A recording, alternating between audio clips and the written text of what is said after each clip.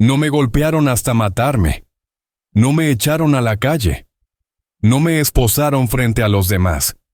Solo sonrieron, preguntaron con mucha suavidad y dijeron que ya estaba viejo, que mi memoria ya no era la misma, que, por la seguridad de todos, lo mejor era que alguien más decidiera por mí. Hasta que entendí algo que me heló la sangre. No hace falta matar a una persona para borrarla de su propia vida. Basta una firma, un informe médico y el silencio de uno mismo. Y esta historia comienza en una mañana muy tranquila, justo antes del Día del Padre. No recuerdo a qué hora desperté. Solo sé que, al abrir los ojos, la casa seguía en silencio, y el cielo detrás de la ventana estaba suspendido entre la noche y la mañana. Hay días en que uno despierta por el sonido de la alarma. Hay días en que uno despierta por la preocupación. Yo, esa mañana, desperté por una sensación muy extraña. Todo parecía demasiado tranquilo, más de lo normal. Preparé café como todos los días, solo, sin azúcar. El vapor subía lentamente, trayendo ese aroma familiar que durante décadas he creído que define lo que es una mañana de verdad. Me quedé quieto un momento, con la taza entre las manos, mirando hacia el jardín de rosas frente a la casa. Hoy era el Día del Padre. Por la noche habría una reunión. Amigos, socios, algunos conocidos cercanos. Cristina me había llamado desde el día anterior, pidiéndome que descansara, que no pensara demasiado. Diego, en cambio, solo envió un mensaje corto. Voy a ir. 3 palabras. Ni tarde ni temprano. Sin emoción. Sonreí para mí mismo. Mi hijo ya es grande. Estar ocupado es normal. Yo también estuve en esa edad. Lo entiendo. Salí al porche y me senté en la vieja silla de madera. El viento de la mañana soplaba apenas, haciendo temblar suavemente las hojas. Este jardín, mi esposa y yo lo plantamos cuando éramos jóvenes. Cada rosal tiene una historia. Cada temporada de flores está ligada a una etapa de nuestras vidas. Me agaché y recogí un pétalo caído sobre el suelo de piedra. Rojo oscuro, hermoso, pero frágil. A veces me pregunto si de verdad ya estoy viejo. No viejo en el cuerpo, sino viejo en algo distinto, en no estar seguro de cuál es mi lugar dentro de esta familia. Últimamente, Diego suele decir cosas que me hacen dudar, frases muy normales, muy educadas, pero cada vez que las escucho, siento que doy medio paso atrás. Déjanos a nosotros, papá. Los tiempos ya son distintos. Tú no estás acostumbrado. Descansa. No te preocupes por esas cosas. Nadie me dice inútil. Nadie me dice que estorbo. Pero empiezo a sentir que ya no soy quien decide. Yo levanté una empresa desde cero.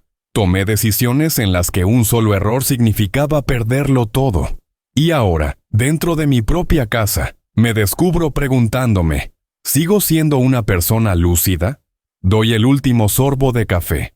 Amargo, pero familiar. La mañana avanza lentamente. No hay ninguna señal que anuncie que, al caer la noche, todo cambiará. No hay truenos. No hay malos presagios. Solo es una mañana muy normal. Demasiado normal. Y precisamente eso, ahora que lo pienso, es lo que me provoca un escalofrío. Empecé a notar el cambio no a través de un golpe. No hubo gritos, no hubo discusiones. Solo frases muy suaves, tan suaves que si uno no presta atención, podría pensar que se las está imaginando. Unas semanas antes del Día del Padre, Diego pasó por la casa una tarde. No se quedó mucho tiempo. Apenas entró, tomó el teléfono. Hablaba mientras caminaba por la sala, como si fuera un lugar familiar, pero que ya no merecía demasiado cuidado. Le pregunté por un proyecto que la empresa estaba evaluando. Nada especial, solo la costumbre de alguien que siempre ha pensado en el futuro. Diego no me miró, sonrió apenas y dijo, «Papá, esas cosas son complicadas. Déjanos a nosotros. No fue un tono brusco. No fue falta de respeto, pero era la voz de alguien que se estaba colocando un escalón más arriba. Guardé silencio. No porque estuviera de acuerdo, sino porque me pregunté, ¿y si tenía razón? Beatriz apareció poco después. Siempre sabía hablar bien. Voz suave, mirada atenta. La mano apoyada en el hombro de Diego como un gesto de protección. Me sirvió un vaso de agua y dijo, debería descansar más. A cierta edad no es bueno cargar con tantas cosas. A cierta edad. 2 palabras que cayeron muy despacio. Tan despacio como una muestra de cuidado, pero que en mis oídos resonaron durante mucho tiempo. Nadie me dijo que estaba equivocado. Nadie me dijo que ya no servía. Simplemente dejaron de pedirme mi opinión. Una vez sugerí cambiar un detalle del plan financiero. Beatriz miró primero a Diego antes de responder, y luego sonrió. Es algo menor. Ya lo tenemos bien calculado. Asentí con la cabeza. Un hábito antiguo, el reflejo de alguien que no quiere crear conflictos dentro de la familia. Esa noche me senté solo en el despacho. La foto familiar sobre el escritorio. Mi esposa en el centro.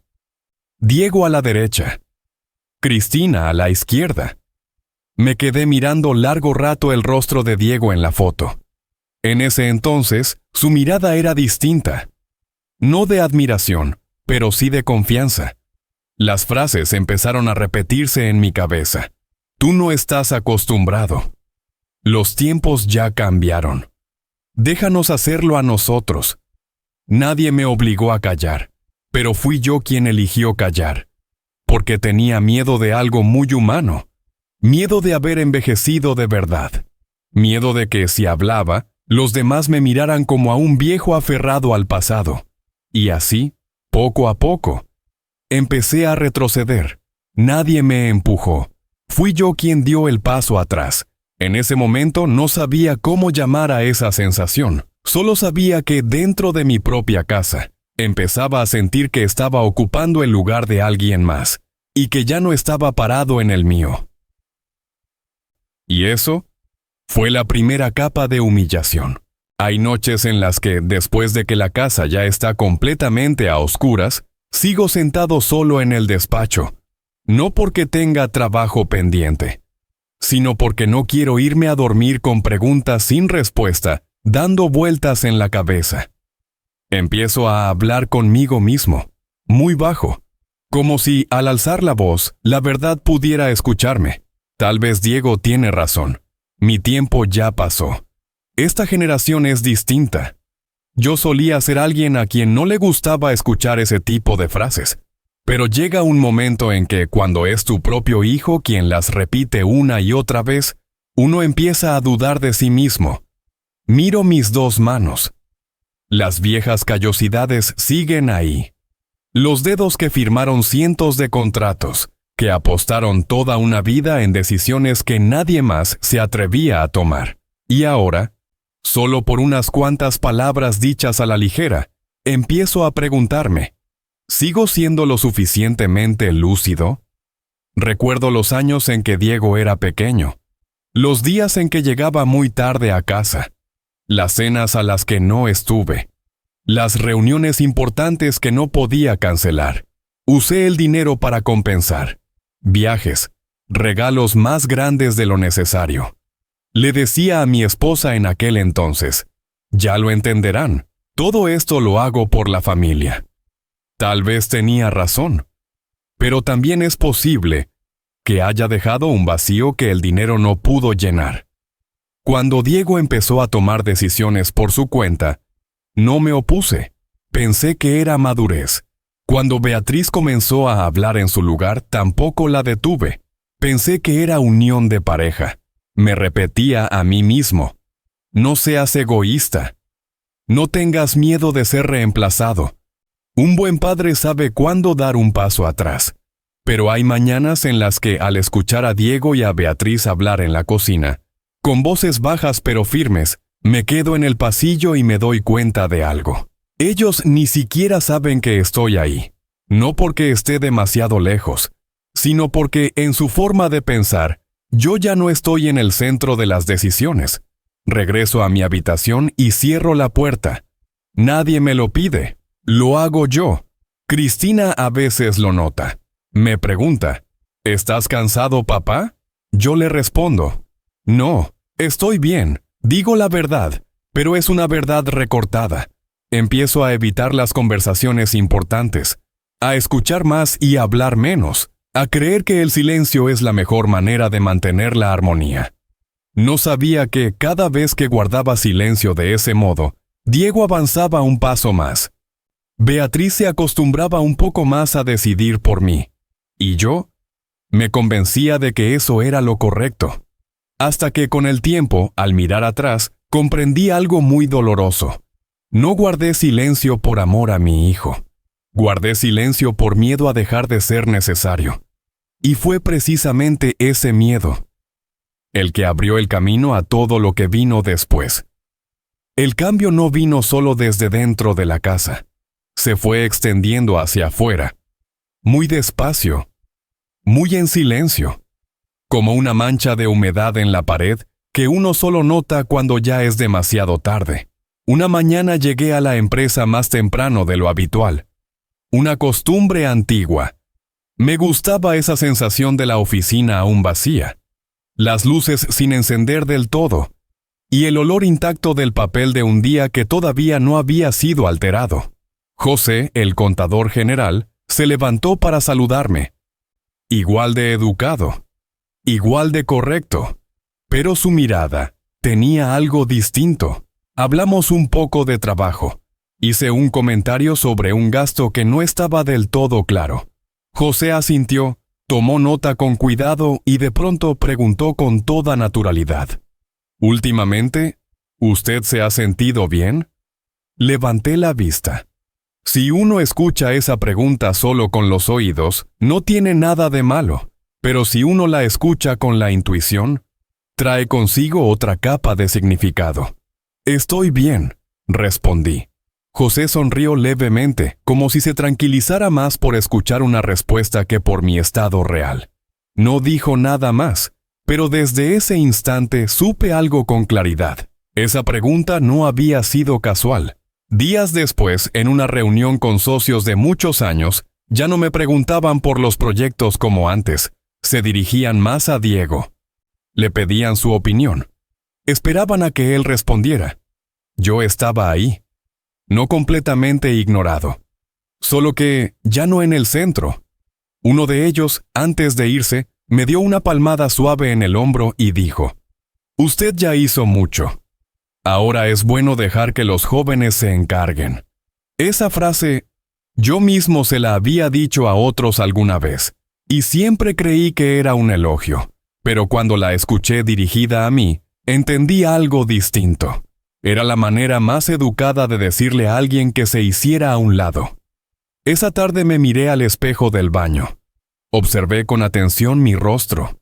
Las arrugas siempre habían estado ahí, pero ese día, por primera vez, las vi con una claridad inquietante. Empecé a preguntarme, ¿ellos están viendo algo que yo aún no veo? ¿O bastaron unas cuantas palabras dentro de la familia para que mi imagen cambiara en los ojos de los demás? Por la noche, ya en casa, escuché a Beatriz hablando por teléfono en la sala. Hablaba bajo, pero lo suficiente para que una frase llegara hasta mí.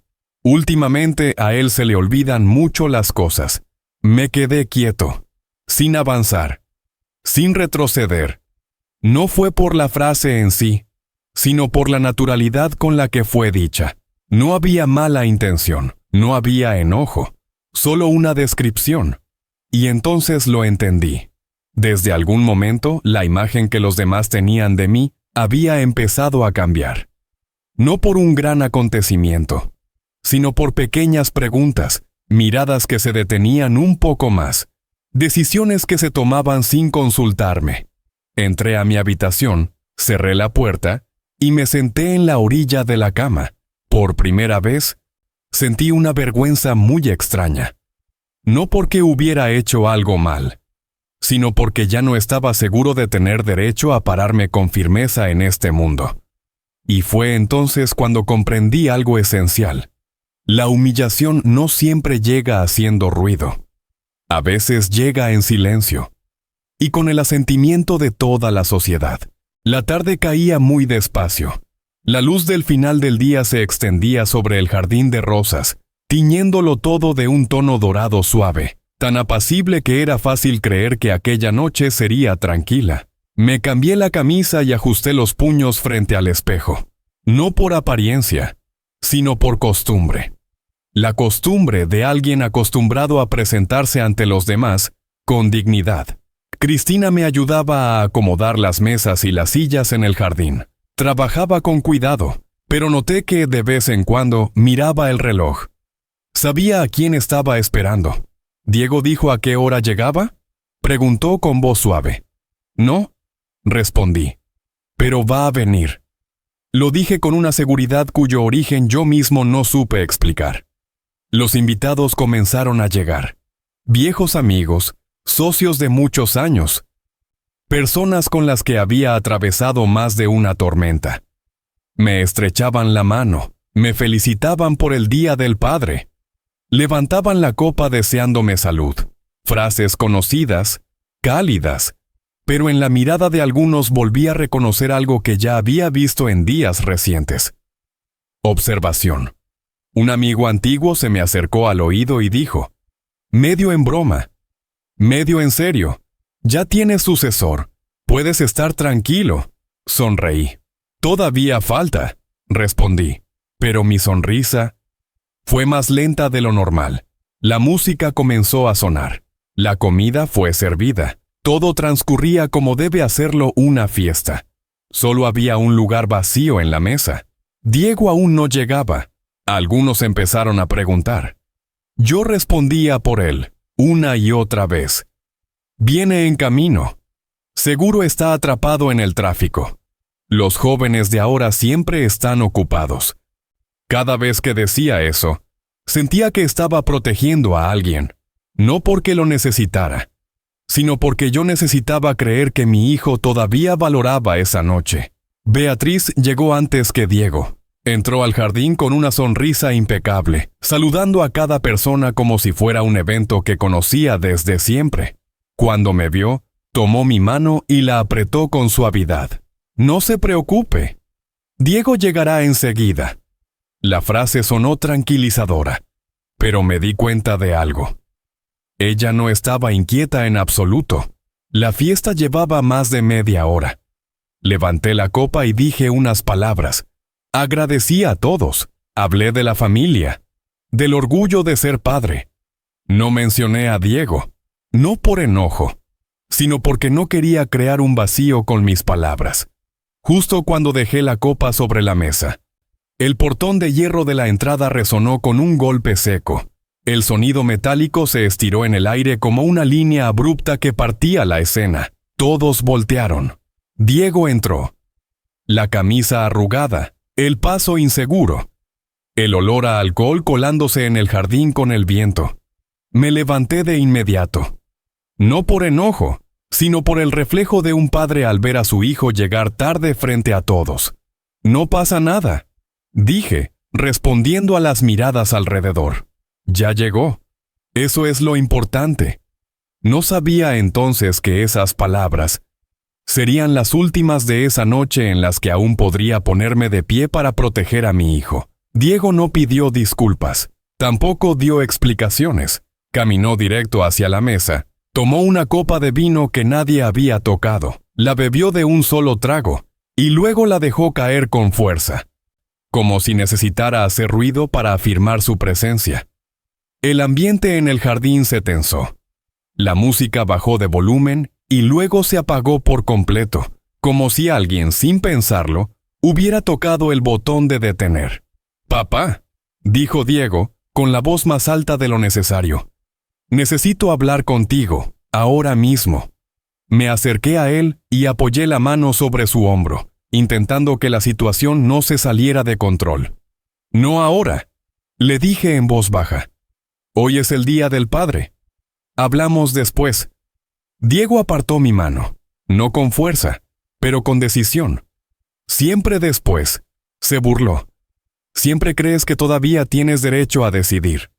Algunos invitados voltearon la mirada, otros se quedaron inmóviles sin saber si irse o fingir que no estaban escuchando. Diego, dije con la voz más grave, estás borracho.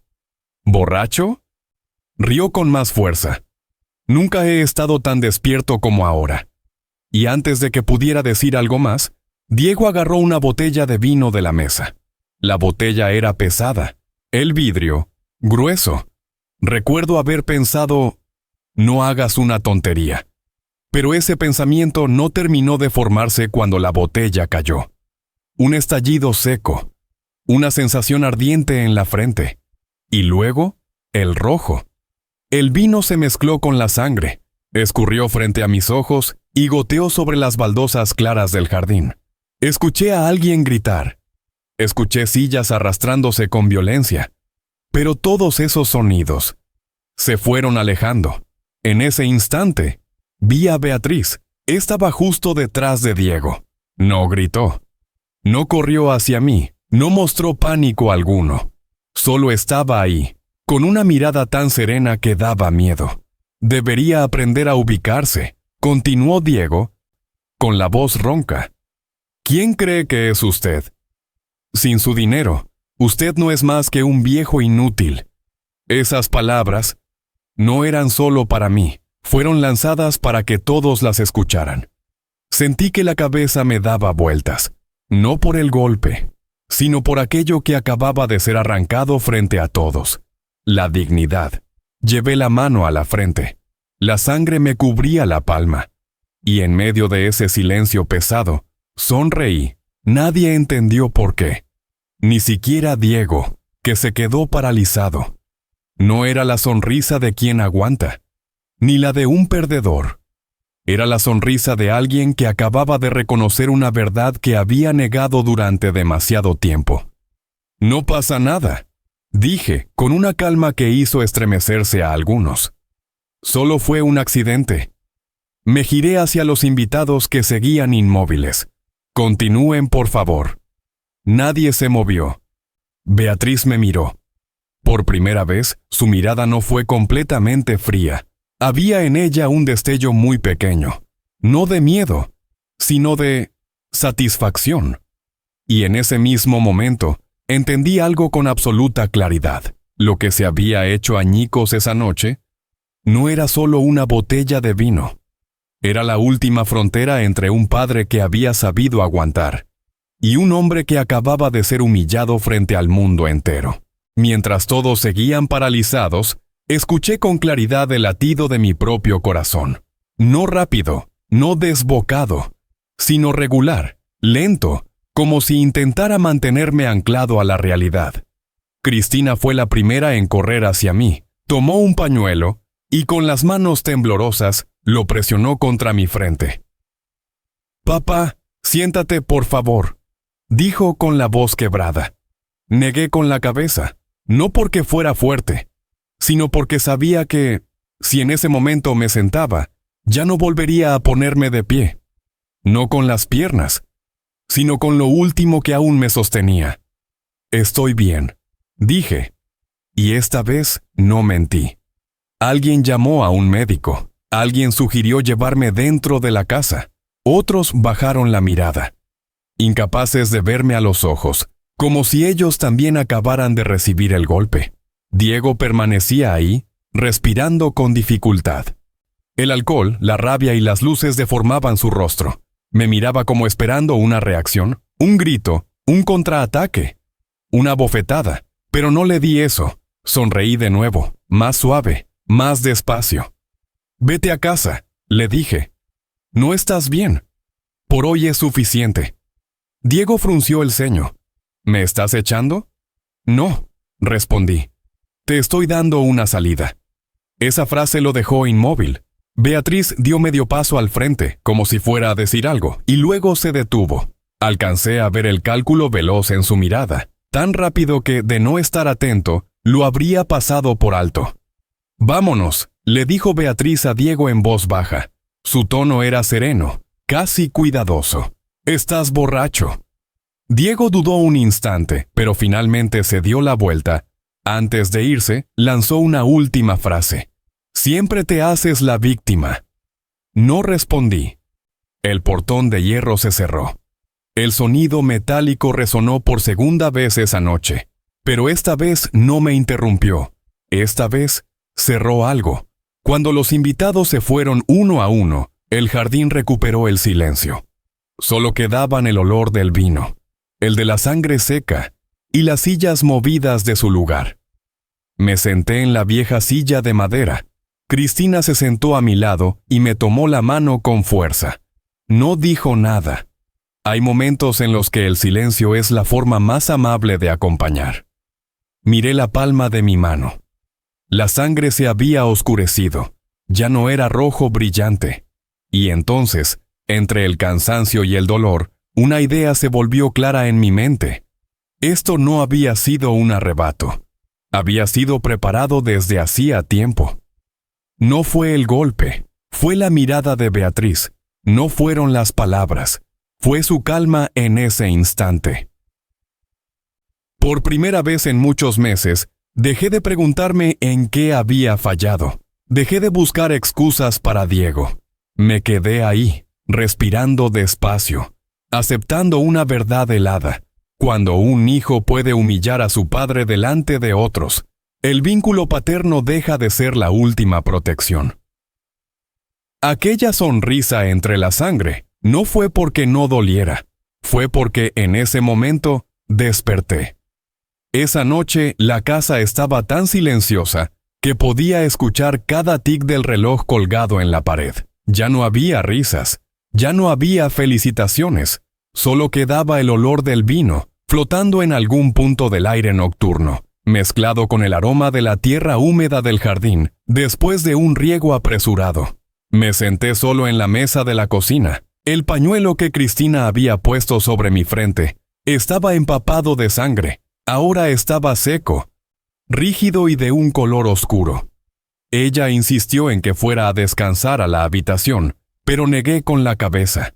No por el dolor, sino porque tenía miedo de que, si me acostaba, las imágenes de lo ocurrido regresaran, más claras, más pesadas. Preparé una taza de té, no café. Esta noche no necesitaba estar alerta. Solo necesitaba mantenerme en pie. Cristina se sentó frente a mí, abrazando su taza con ambas manos. No dijo nada. Tenía los ojos rojos pero secos. Se parecía a su madre en eso. Cuando le dolía algo, no lloraba frente a los demás. ¿Quieres que llame a un médico?, preguntó en voz muy baja. No, respondí. Mañana. Al decirlo, me di cuenta de que había hablado como alguien que da por hecho que el mañana todavía existe. Una certeza que antes nunca había puesto en duda. Cristina se levantó y apoyó la mano en mi hombro. Voy a estar en el cuarto de al lado, dijo. Si necesitas algo, llámame. Asentí. Ella se fue, dejando la cocina iluminada apenas por una luz amarilla tenue. Tomé la taza de té, pero no bebí. Miré la superficie del agua caliente y vi mi imagen temblar suavemente. No deformada, solo borrosa. Recordé la mirada de Diego cuando estaba frente a mí. No era una mirada de ira. Era la mirada de alguien que se había acostumbrado a despreciar, al punto de ya no reconocerlo como algo incorrecto. Pero lo que recordé con más claridad fue la mirada de Beatriz, su serenidad, sin pánico, sin desconcierto, como si aquella escena ya hubiera ocurrido en su mente, no una sola vez. Salí al porche trasero. El aire nocturno era más fresco. El jardín de rosas permanecía inmóvil, con pétalos caídos dispersos sobre el camino. Me agaché y recogí uno, delgado, fácil de romper. Hace años solía decirle a mi esposa que las rosas necesitan ser podadas a tiempo. De lo contrario, terminan hiriéndose a sí mismas con sus propias espinas. Esa noche, por primera vez, no pensé en el dinero, no pensé en la empresa. No pensé en lo que debía hacer después. Solo me quedé ahí, escuchando el viento, aceptando una verdad muy simple. Hay heridas que no sangran mucho, pero dejan un olor que tarda en irse. No lloré. No porque fuera fuerte, sino porque hay dolores que, cuando son lo suficientemente profundos, vuelven innecesarias las lágrimas. Cuando me levanté y regresé a la casa, supe algo con claridad. Aún no estaba listo para contraatacar, pero tampoco volvería a dormir tranquilo como antes. Y entre esos dos estados, ahí era donde empezaba todo cambio. A la mañana siguiente desperté muy temprano, no por el dolor, sino porque no logré dormir profundamente. La luz del amanecer se colaba entre las cortinas, dibujando líneas delgadas sobre el piso. La habitación estaba en silencio, pero ya no era un silencio cómodo. Se parecía más a una pausa, después de que algo se ha roto. Me lavé la cara y miré la herida en la frente frente al espejo. No era profunda. En unos días sanaría. Pero había otras heridas que no se veían.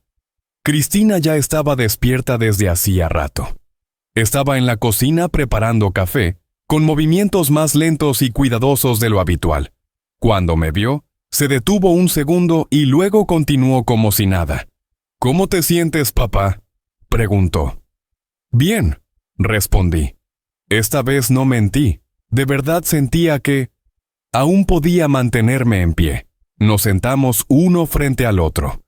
Nadie mencionó lo de anoche, pero todo giraba alrededor de eso.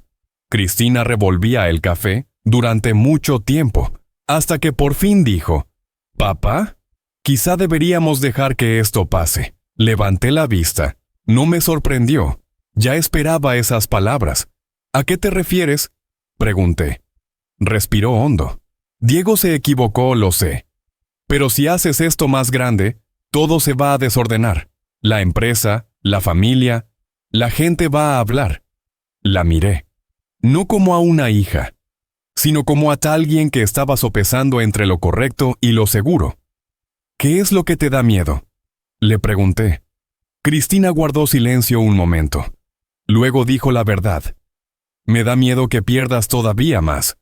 Esa frase no era cobardía, era un miedo profundamente humano. Yo entendía a Cristina. Había crecido en una familia donde todo se mantenía limpio, ordenado. Aprendió muy pronto a evitar los conflictos.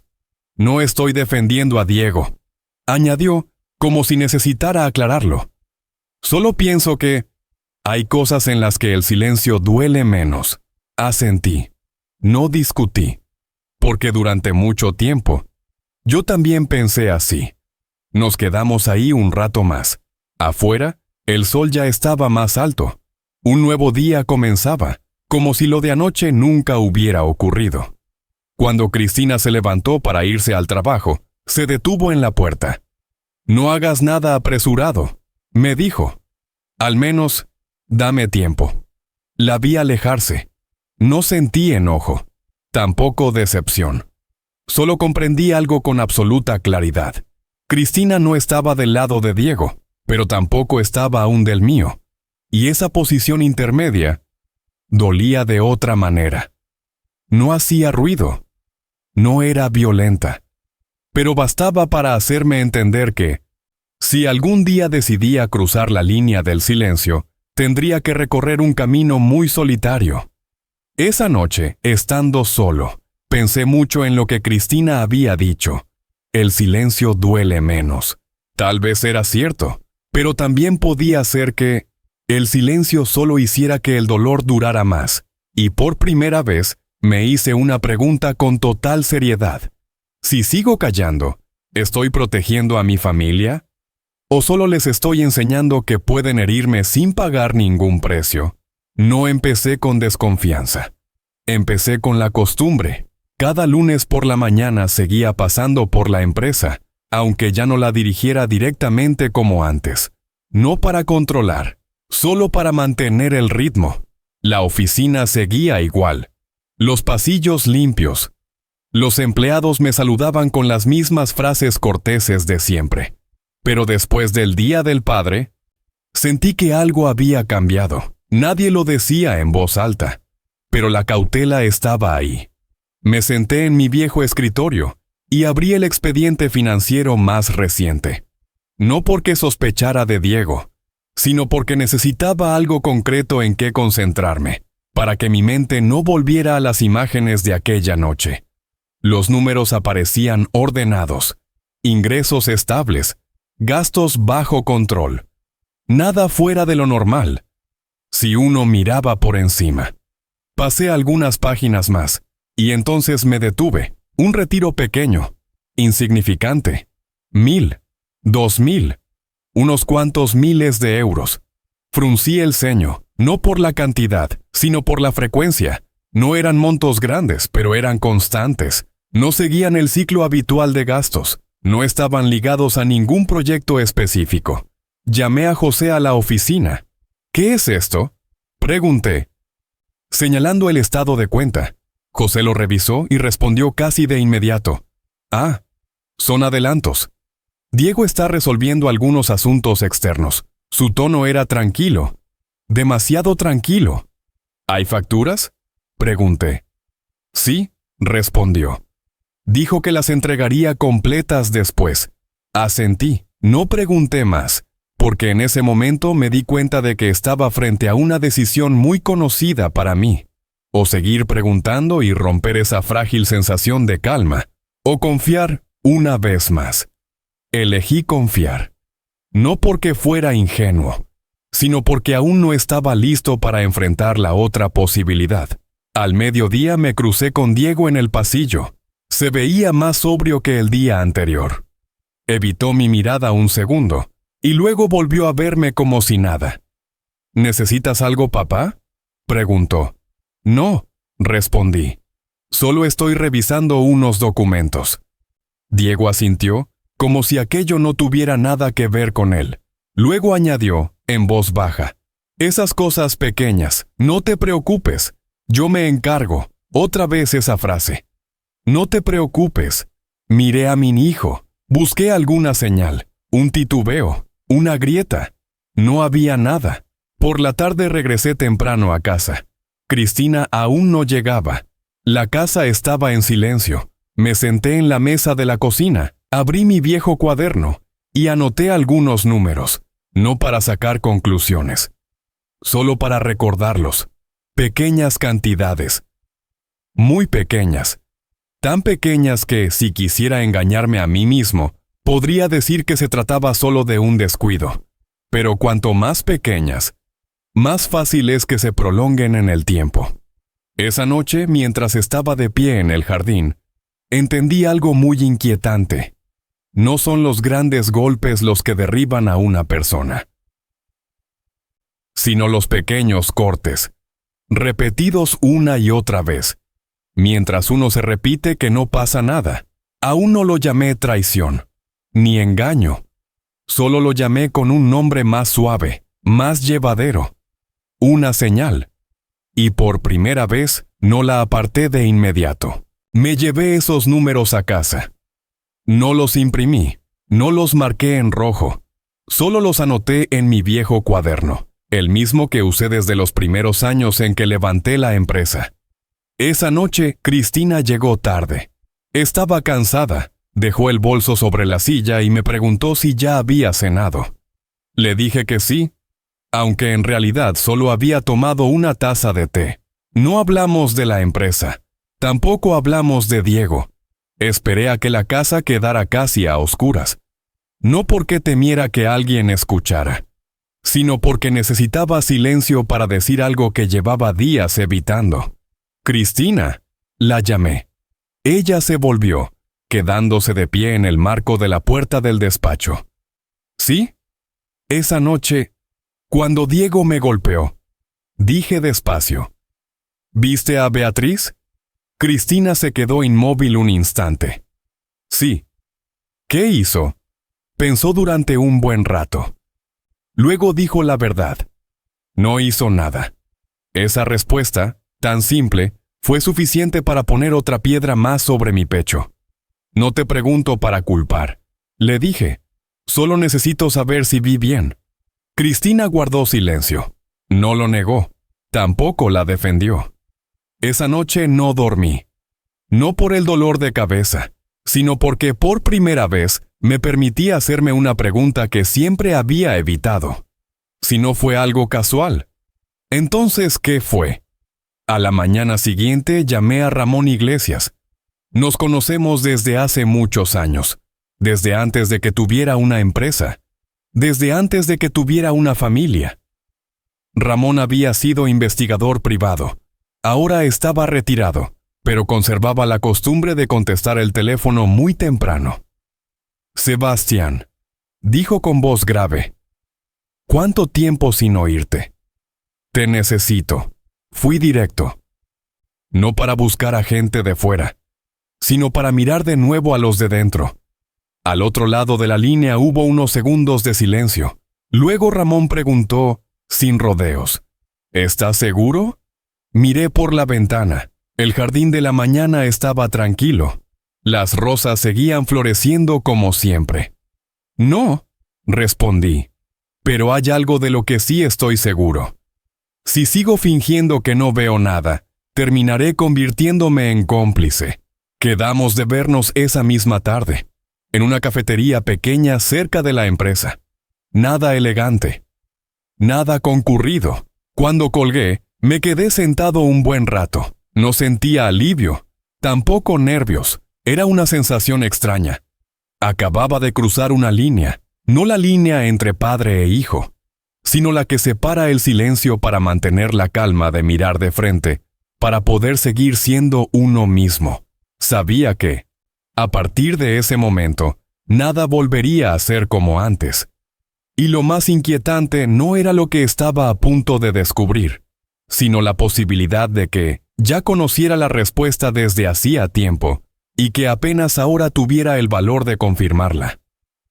La cafetería donde me encontré con Ramón estaba escondida en una calle pequeña, a solo unas cuantas cuadras de la empresa, sin letreros grandes, sin música, solo el olor intenso del café recién tostado y mesas de madera oscurecidas por los años. Ramón llegó antes que yo. Estaba sentado en el rincón más apartado, con la espalda contra la pared, una vieja costumbre de alguien que vivió observando. Nos dimos la mano, sin preguntas, sin cortesías. Necesito que revises a Diego y a Beatriz, dije de inmediato. No para escarbar por morbo, solo quiero la verdad. Ramón asintió. Dame unos días. 3 días después, mi teléfono sonó cerca de la medianoche. Ramón nunca llama tarde sin una razón. ¿Sebastián? Dijo con la voz más baja de lo habitual. Necesitas sentarte. Yo estaba en la cocina, apoyado en la mesa. Habla. Diego y Beatriz aparecen con frecuencia en un casino clandestino, dijo Ramón. No van por diversión. Cerré los ojos, no por sorpresa, sino por una sensación muy conocida, la de cuando aquello que uno teme por fin es nombrado. ¿Cuánto? Pregunté. Ramón guardó silencio un segundo. Aproximadamente 400,000. Abrí los ojos. Esa cifra no me era ajena. 400,000 euros. Era exactamente el número que Diego había gritado en el jardín el día del padre. El número que lo hizo perder el control. El número que yo había tratado de convencerme de que era solo producto del alcohol. Todas las piezas encajaron, lentamente, pero con crueldad. No fue una sola vez, continuó Ramón. Fueron muchas, deuda sobre deuda. El dinero no iba a restaurantes ni a inversiones, iba directo a la mesa de apuestas. Escuché mi propia respiración, regular, pero pesada. ¿Y Beatriz? Pregunté. Ramón bajó aún más la voz. No es una espectadora. Juega, hace movimientos, habla con los encargados. Pensé en la mirada de Beatriz aquella noche, su calma, su falta de sorpresa. ¿Diego sabe lo que está haciendo? Pregunté, aunque la respuesta ya era evidente. Sí, respondió Ramón, pero ya no puede controlarlo. La llamada terminó. Dejé el teléfono sobre la mesa y me quedé de pie durante mucho tiempo. No hubo una explosión de ira. No hubo insultos. Solo una sensación de vacío, profunda y fría. Recordé el instante en que la botella se rompió, la mirada de Diego y aquella frase suya: si no me das el dinero, todo se acaba. No fue una amenaza, fue una confesión. Esa noche me senté en el despacho.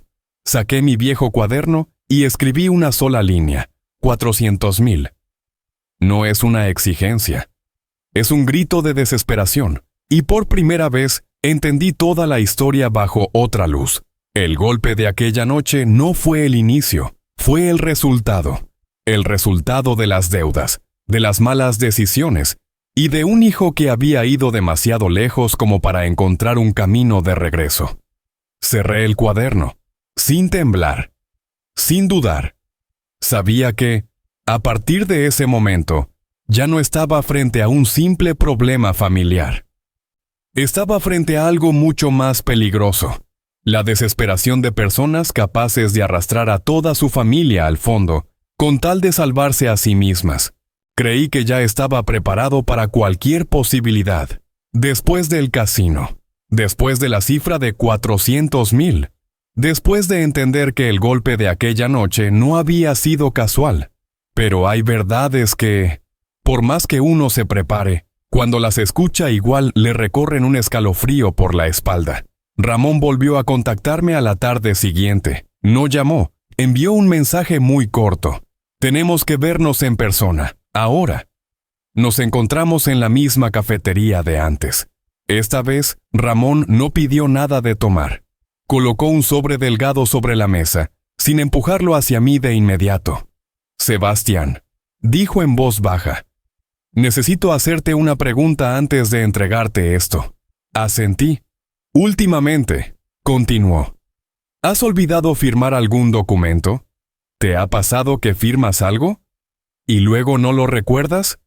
La pregunta sonaba normal, pero sentí cómo se me secaba la garganta. ¿No? Respondí. Al menos no que yo sepa. Ramón asintió, como si ya esperara esa respuesta. Entonces deslizó el sobre hacia mí. Dentro había varias copias, solicitudes, reportes médicos, algunas notas escritas a mano. Leí muy despacio. No porque fuera difícil de entender, sino porque no quería entender. Una expresión se repetía una y otra vez: deterioro cognitivo leve. Aún no lo han presentado, dijo Ramón de inmediato. Pero lo están preparando. Levanté la vista. ¿Preparando qué? Ramón no esquivó la respuesta. Preparando el camino para demostrar que ya no tienes plena capacidad legal. Escuché el tintinear de una cuchara caer en una mesa cercana. Un sonido mínimo, pero en mis oídos resonó como un golpe seco. ¿Quién está detrás de esto?, pregunté. Ramón me miró fijamente. Beatriz, no Diego. ¿Beatriz? ¿Diego lo sabe?, pregunté, aunque ya tenía los dedos apretando el borde de la mesa. Sí, respondió Ramón. Pero no fue idea suya. Me recargué en el respaldo de la silla. En mi mente aparecieron imágenes sueltas. La mirada serena de Beatriz aquella noche. Esa frase que escuché al pasar. Al Señor se le olvidan las cosas. Las preguntas insistentes sobre mi salud. Nada de eso había sido casual. Era un proceso. Si logran hacer esto, dije despacio, ¿qué pasa después? Ramón no contestó de inmediato. Me dejó continuar. Ya no podré firmar documentos, dije. No podré decidir sobre mis bienes. No podré decidir sobre mi propia vida. Ramón asintió. Una vez que un juez designa a un tutor, lo demás es solo trámite. Solté una risa breve, seca. Así que, dije, golpearme frente a todos no era suficiente. También necesitan que desaparezca de forma legal. En ese momento lo entendí con absoluta claridad. Esto ya no era humillación, era borrarme. No se trataba de quitarme dinero, ni de arrebatarme poder, sino de despojarme de lo más básico que tiene un adulto, el derecho a decidir por sí mismo. Empujé el sobre de vuelta hacia Ramón. Guárdalo tú. Ramón me miró sorprendido. ¿No quieres ver más? No lo necesito. Respondí. Esto es suficiente. Me levanté y acomodé la chamarra. Mis manos no temblaban. En ese instante no sentí una explosión de ira. Solo una sensación muy clara, muy fría. Si no me levanto ahora, ya no volveré a poder levantarme. Y eso era la capa de humillación más profunda que un padre puede soportar. Regresé a casa cuando el cielo ya estaba oscureciendo. No llovía. No había viento fuerte. Una tarde tan normal que cualquiera podría creer que todo seguía intacto. Cristina aún no había llegado. La casa estaba vacía, en silencio. Dejé las llaves sobre la mesa, me senté y miré fijamente al frente. Por primera vez en muchos años, no encendí la luz de inmediato. Me quedé sentado en la oscuridad, como si necesitara ver algo dentro de mí antes de mirar hacia afuera. Despojarme de mi condición de persona. Esas 4 palabras no aparecían en ninguno de los documentos que había visto. Pero era exactamente eso lo que sentía con mayor claridad. Ya no hacía falta golpearme otra vez, ni humillarme frente a todos. Bastaba una firma, un reporte médico, una decisión judicial, y yo pasaría a ser alguien que sigue vivo, pero que ya no existe. Entré al despacho. La foto familiar seguía ahí, mi esposa en el centro, Cristina a un lado, Diego al otro. Me quedé mirando esa imagen durante mucho tiempo, no para recuperar el cariño, sino para preguntarme, ¿en qué punto del camino permití que todo se desviara hasta llegar aquí? Durante años pensé que el silencio era una forma de proteger a la familia. Creí que dar un paso atrás era señal de madurez. Incluso me sentí orgulloso de no disputar el poder dentro de mi propia casa. Pero en ese momento entendí algo que debía haber entendido mucho antes. El silencio, cuando es abusado, deja de ser sacrificio. Se convierte en permiso. Recordé la mirada de Diego cuando dijo, ¿quién cree que es usted? Recordé la mirada de Beatriz. No había rabia. No había miedo. Solo un cálculo frío, como si yo ya estuviera colocado en el lugar exacto de un tablero que nunca supe que estaba jugando. Me levanté y abrí el cajón inferior del escritorio. Ahí guardaba lo que casi no usaba: papeles viejos, contratos antiguos y el cuaderno que me había acompañado desde el inicio. Abrí el cuaderno. En la primera página estaba mi propia letra, escrita muchos años atrás. No firmes nada que no entiendas por completo. Sonreí apenas. No con amargura, sino con lucidez. Por primera vez, no me pregunté qué debía hacer para mantener la calma. Solo me hice una pregunta sencilla. Si no hago nada, ¿qué es lo peor que puede pasar? La respuesta llegó de inmediato. Clara. Sin necesidad de pensarlo más, perdería el derecho a firmar. Perdería el derecho a decidir, perdería la voz y, al final, perdería el respeto por mí mismo. Nadie puede vivir así y seguir llamando a eso vida. Cuando Cristina llegó, yo estaba sentado en la mesa de la cocina, la luz encendida, la taza de té ya fría. Me miró y, quizá, notó que algo era distinto, no en mi rostro, sino en mi postura. «¿Papá?», dijo. «¿Pasa algo?». La miré, no con la mirada de alguien que suplica, sino con la de alguien que está a punto de entrar en otra etapa. «Sí», respondí. Y esta vez no puedo fingir que no lo veo. Cristina guardó silencio. No expliqué más, porque sabía que desde ese momento ya no estaba entre elegir callar o hablar.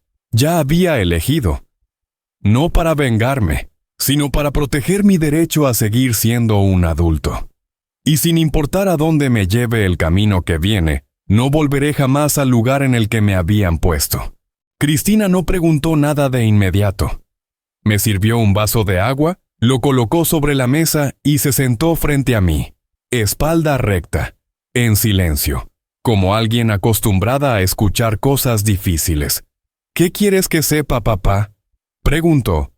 No di rodeos, se lo conté todo.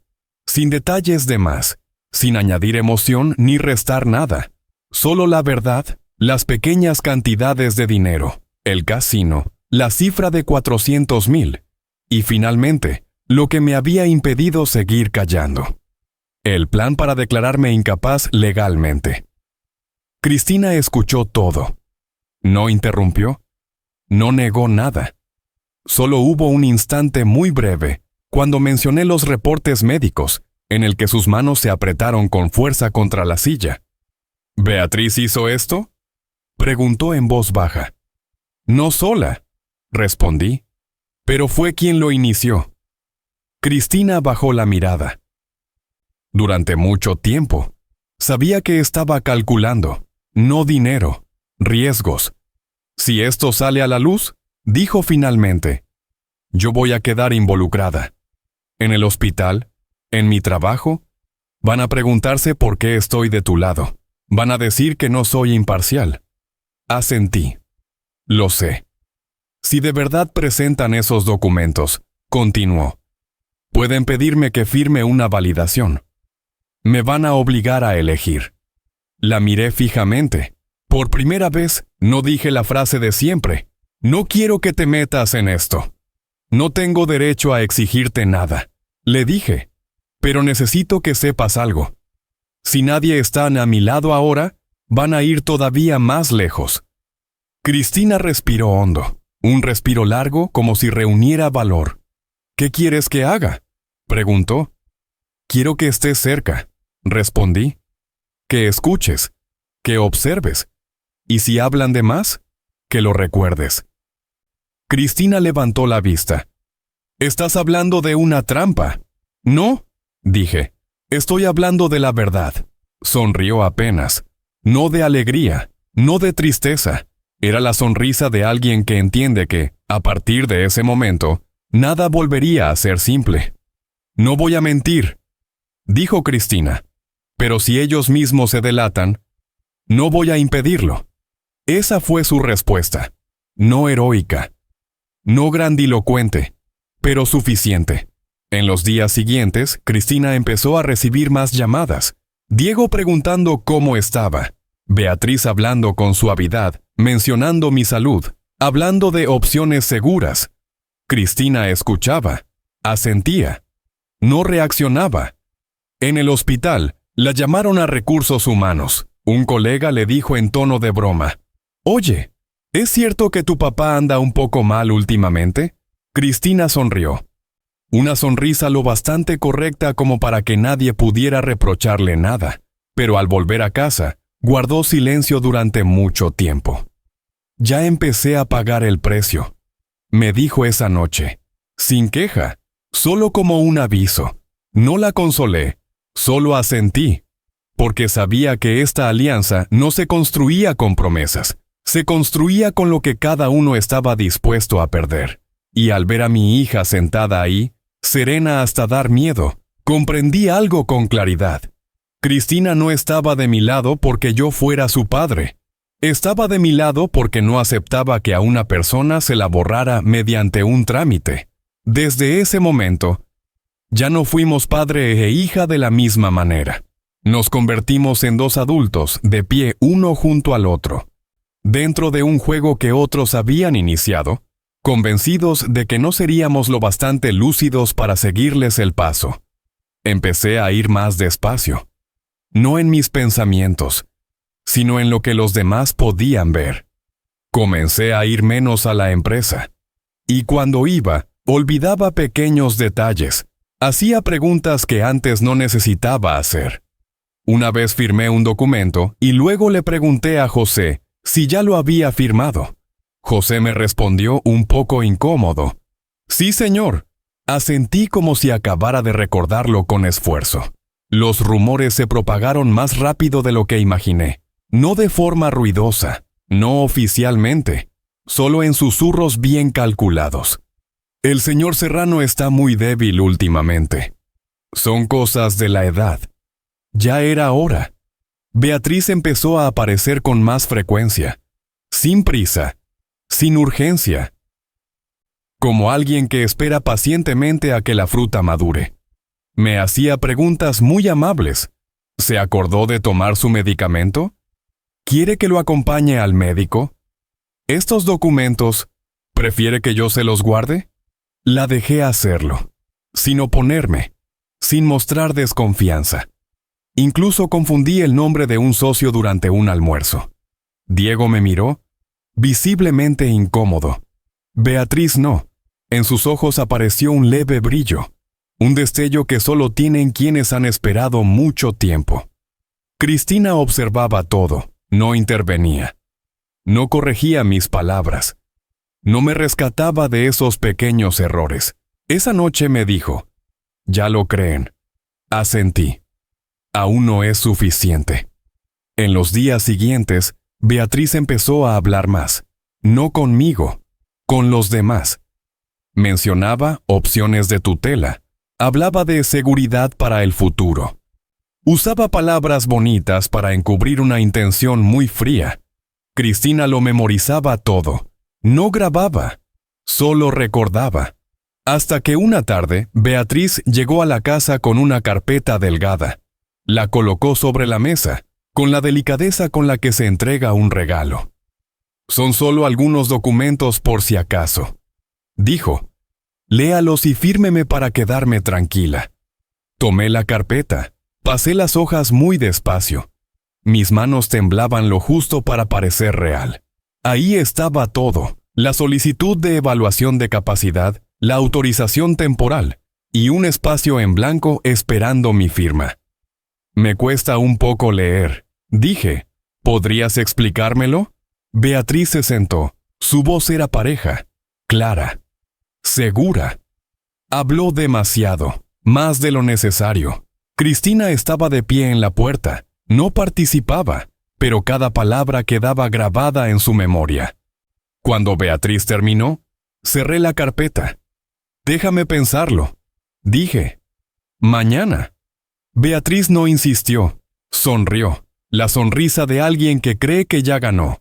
Cuando se fue, la casa volvió a quedar en silencio. Cristina entró y me miró durante largo rato. «Lo hiciste muy bien, papá», dijo. Me senté, cansado, pero lúcido. La trampa ya estaba armada, no con cuerdas ni esposas, sino con la soberbia de quienes creen que, después de despreciar a alguien el tiempo suficiente, esa persona ya no tendrá fuerzas para resistir. Y yo lo sabía. El próximo encuentro sería el momento en que intentarían cerrarlo todo. Yo solo necesitaba que dieran un paso más. La cita se fijó para una mañana entre semana. No en casa. No en la empresa. Beatriz eligió un despacho jurídico pequeño, en el tercer piso de un edificio antiguo, donde todo tenía un aire ordenado y frío. Un lugar perfecto para terminar con una persona a base de documentos. Cristina fue conmigo. Vestía de manera sencilla, pulcra. No llevaba bolso grande, solo un cuaderno delgado en la mano. Diego ya estaba ahí. Se levantó cuando me vio entrar. Se mostró incómodo por un segundo muy breve y volvió a sentarse. Evitó mirarme. No había enojo, no había provocación, solo cansancio. El abogado nos saludó y nos invitó a sentarnos. Su voz era plana, profesional, como si se tratara de un trámite más. «¿Estamos aquí?», dijo, «para asegurarnos de que todo se lleve a cabo de forma ordenada y segura. Para todas las partes». Beatriz colocó la carpeta sobre la mesa. Era la misma carpeta, pero esta vez más gruesa, más oficial. «Solo tiene que firmar aquí», dijo señalando la última línea. «Después de eso, todo quedará bien resuelto». Miré el documento. Mi nombre estaba impreso con una tipografía impecable. El espacio para la firma era amplio. «Antes de firmar», dije con calma, «¿puedo hacer una pregunta?». El abogado asintió. Beatriz sonrió. Diego levantó la vista. «¿Sí firmo?», pregunté. «¿Quién tomará las decisiones por mí?». Beatriz respondió de inmediato. «¿Yo?». «De manera temporal». «¿Temporal por cuánto tiempo?», pregunté. «Hasta que usted esté mejor», dijo. Una respuesta perfectamente calculada. Asentí. Luego miré al abogado. ¿Y si no firmo? El abogado miró primero a Beatriz antes de responder. Las cosas se volverían más complicadas. Pero hay alternativas. Sonreí apenas. ¿Qué tipo de alternativas? Presentaríamos una solicitud de evaluación obligatoria de capacidad. Cristina tomó notas, sin levantar la vista. Respiré hondo, lo suficiente para que todos notaran que necesitaba recomponerme. Entonces, dije, quiero saber, ¿en qué se basa todo esto? El abogado pasó algunas páginas y leyó en voz alta frases ya conocidas. Olvidos frecuentes. Confusión ocasional. Dificultad para seguir el ritmo laboral. Estas observaciones, pregunté, ¿quién las proporcionó? La familia, respondió. Miré a Diego. ¿Es cierto? Diego abrió la boca, luego la cerró. No respondió. Me volví hacia Beatriz. ¿Tú dijiste que yo olvido las cosas? Beatriz no esquivó la pregunta. Solo dije la verdad. Entonces, continué. ¿Recuerdas la noche del Día del Padre? ¿Cuando estabas detrás de Diego? La habitación se tensó. ¿Recuerdas? Seguí. ¿Que no llamaste a emergencias? ¿Que no intentaste detenerlo? ¿Y que al día siguiente empezaste a decirle a otros que yo no estaba bien? Beatriz frunció el ceño. Eso no viene al caso. Asentí. Tienes razón. Si solo fuera eso. Miré a Cristina. Ella levantó la vista. Hija, dije, es ahora. Cristina se puso de pie. Abrió el cuaderno delgado. Dentro no había papeles. Había un pequeño dispositivo de grabación. Esta es una grabación, dijo Cristina con voz firme, de una conversación entre Beatriz y este abogado, ocurrida hace 2 semanas. La sala contuvo el aliento. La voz de Beatriz salió del dispositivo. Calma, segura. Con que lo evalúen como incapaz, todo se vuelve sencillo. Ya no podrá firmar nada. El abogado palideció. Diego se puso de pie de golpe. ¿Esto no? Empezó Beatriz. Aún no termina. Continuó Cristina. Aquí están los estados de cuenta de los pagos al casino. Y aquí, los mensajes solicitando la cifra de 400,000. Me levanté, sin elevar la voz. Esta reunión, dije, ha quedado debidamente registrada. Mi abogado viene en camino. Y la policía también. Beatriz dio medio paso atrás, por primera vez. Diego me miró. Ya no había desafío, solo miedo. Miré a mi hijo, sin ira, sin odio. Y dije una última frase. Te di todo el tiempo posible. Ahora, le toca a la verdad. Regresé a casa una tarde sin nada extraordinario. Sin pancartas, sin periodistas, sin nadie esperando frente al portón. Solo el sonido del hierro cerrándose detrás de mí. Ese ruido familiar que he escuchado todos los días durante décadas. La casa se veía más vieja de lo que recordaba. O tal vez, era yo quien había cambiado. Dejé las llaves sobre la mesa y caminé despacio hacia la cocina. La mesa de madera seguía ahí. La ventana abierta en la misma dirección de siempre. La luz de la tarde caía sobre el suelo, sin prisa. Preparé café. Café negro, sin azúcar. El vapor subió, trayendo ese aroma conocido que me obligó a quedarme quieto un momento. No por cansancio, sino porque me di cuenta de que hacía mucho tiempo que no estaba en esa cocina, sin prepararme para ningún enfrentamiento.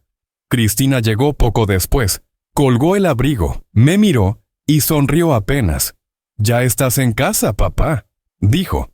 «Sí», respondí. Una sola palabra, pero suficiente. Nos sentamos uno frente al otro. No hablamos del juicio. No hablamos de Beatriz. No hablamos de Diego. Hay historias que, cuando llegan hasta el fondo, ya no necesitan ser repetidas. Unas semanas después, recibí la primera carta desde la prisión. La letra de Diego era temblorosa, irregular. Ya no había frases desafiantes, solo líneas cortas, fragmentadas, donde se mezclaban disculpas y justificaciones. Escribía que tenía miedo. que no creyó que todo llegaría tan lejos, que solo quería recuperar algo que, según él, ya le pertenecía. Doblé la carta con mucho cuidado.